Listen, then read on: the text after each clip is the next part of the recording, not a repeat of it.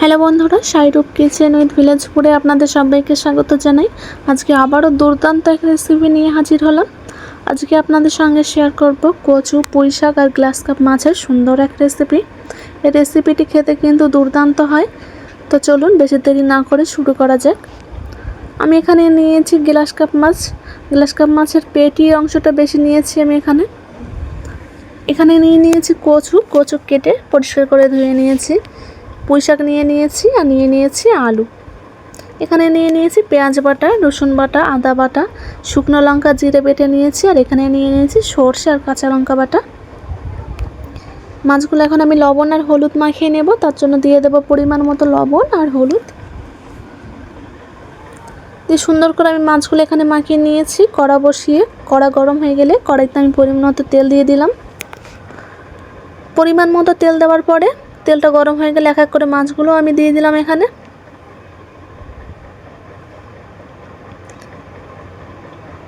মাছগুলো আমার এক পিঠ ভাজা হয়ে গেলে মাছগুলো এখন আমি উল্টে দেব।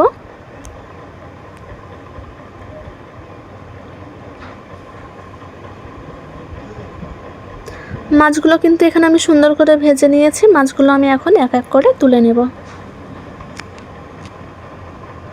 সব মাছগুলো কিন্তু এখানে আমি তুলে নিয়েছি। কড়াইতে যে তেল আছে এই তেলে আমি আলুগুলো ভেজে নেব। দিয়ে দেব আলু, সামান্য লবণ আর সামান্য হলুদ দিয়ে আমি সুন্দর করে আলুটা ফ্রাই করে নেব। আলুটা কিন্তু সুন্দর করে আমি ভেজে নিয়েছি। আলুগুলো এখন আমি এক এক করে তুলে নেব। আলুগুলো তুলে নেওয়ার পরে কড়াইতে যে তেল আছে এই তেলে আবারও পুঁই শাকগুলো দিয়ে একই পদ্ধতিতে আমি ভেজে নেব।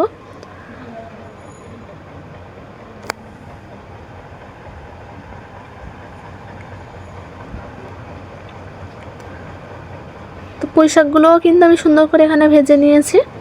পুঁই শাকগুলোও আমি তুলে নেব এক এক করে। এখানে পুঁই শাকগুলো তুলে নেওয়ার পরে আবারও আমি কচুগুলো ভেজে নেব। দিয়ে দেব কচু, সামান্য লবণ আর সামান্য হলুদ দিয়ে আমি সুন্দর করে ভাজবো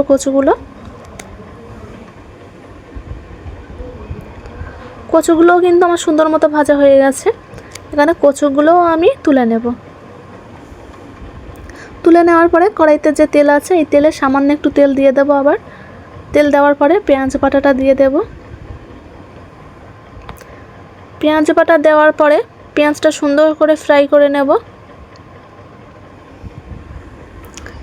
সুন্দর করে ফ্রাই করা হয়ে গেলে দিয়ে দেব আদা বাটা আর রসুন বাটা।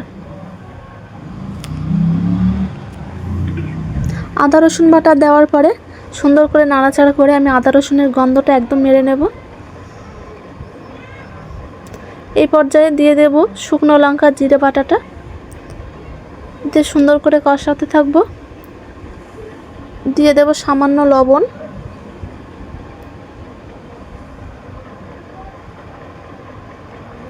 হলুদ গুঁড়ো দিয়ে দেবো এবারে, আর দিয়ে দেব ধনিয়া গুঁড়ো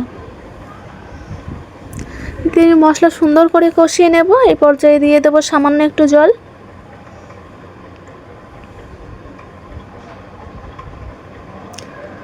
জলটা দেওয়ার পরে কিন্তু মশলাটা খুব সুন্দর করে কষাবেন। এমনভাবে কষাবেন যেন মশলা গা দিয়ে তেল ছেড়ে দেয়। তো দেখুন মশলা গা দিয়ে কিন্তু কি সুন্দর তেল ছেড়ে দিয়েছে। যখনই মশলা গা দিয়ে তেল ছেড়ে দেবে বুঝে নেবেন যে মশলাটা সুন্দর মতো কষানো হয়ে গেছে। এরপর দিয়ে দেব ভেজে রাখা কচু, পুঁই শাক আর আলুগুলো দিয়ে সুন্দর করে নাড়াচাড়া করে নেব। নাড়াচাড়া করার পরে দিয়ে দেব সর্ষে বাটা।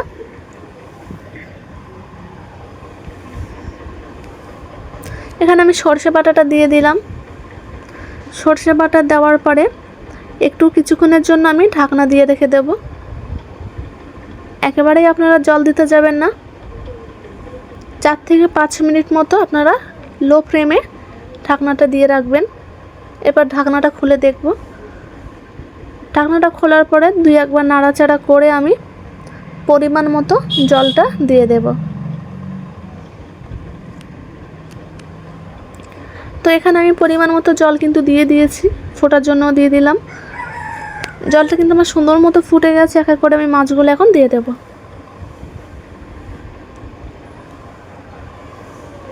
তো মাছগুলো দেওয়ার পরে আমি ঢাকনা দিয়ে কিছুক্ষণের জন্য হতে দেব। তাতে করে কচু পুঁই শাক সুন্দর মতো সিদ্ধ হয়ে যাবে আর জলটাও শুকিয়ে আসবে একটু। এবার ঢাকনা খুলে দেখব, দেখুন আমার কিন্তু জলটাও শুকিয়ে গেছে। এই পর্যায়ে আমি নামিয়ে নেব।